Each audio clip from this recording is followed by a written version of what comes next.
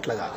అంబేద్కర్ అనేటటువంటి పూలే అనేటటువంటి వాడు ఏం చేశారంటే ఈ దేశంలో అటు మార్క్సిజాన్ని ఇటు బ్రాహ్మణవాదాన్ని వీటన్నిటిని పక్కన పెట్టి ఈ జాతి ప్రజలు మూలవాసులు అన్నారు. అందుకే వాళ్ళంతా కూడా ఈ మూలవాసులైనటువంటి ఈ జాతి ప్రజలకు ఒక స్వతంత్రమైనటువంటి ఒక గొప్ప రాజకీయ సిద్ధాంతాన్ని, ఆర్థిక సిద్ధాంతాన్ని, సామాజిక సిద్ధాంతాన్ని ప్రతిపాదించి పెట్టిరు వాళ్ళు.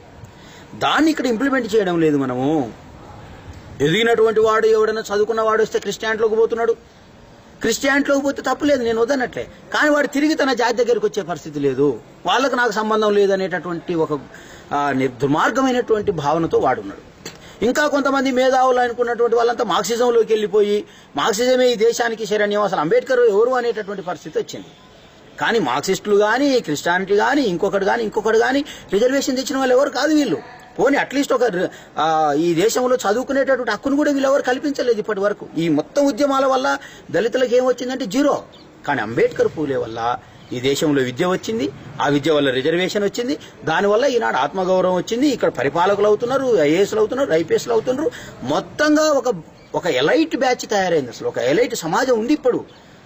మాదిగల్ని తీసుకున్న 2 వర్గాలు ఉన్నాయి, మాలల్ని తీసుకున్న 2 వర్గాలు ఉన్నాయి, మొత్తం బీసీలను తీసుకున్న ఒక ఎలైట్ బ్యాచ్ ఉన్నది, ఒక అణగారినటువంటి వర్గం ఉన్నది. ఇప్పుడు అణగారిన వర్గం అట్లాగే పోతుంది, ఎలైట్ బ్యాచ్ మరింత పైకి పోయి అగ్రకులాల్లాగా బిహేవ్ చేయడం జరుగుతుంది. సామాజిక బాధ్యతను, సోషల్ రెస్పాన్సిబిలిటీని వాళ్ళు మర్చిపోతా ఉన్నారు. అంబేద్కర్ దానికి ఒక చక్కటి మార్గం ఏం చెప్పిందంటే pay back to the society.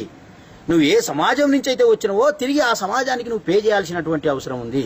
ఏం పే చేయాలంటే డబ్బులని కాదు, ఇక్కడ సమయాన్ని పే చేయాలి, నీ జ్ఞానాన్ని ఇవ్వాలి, నీ మజిల్ పవర్ ఇవ్వాలి, నీ మనీ పవర్ ఇవ్వాలి.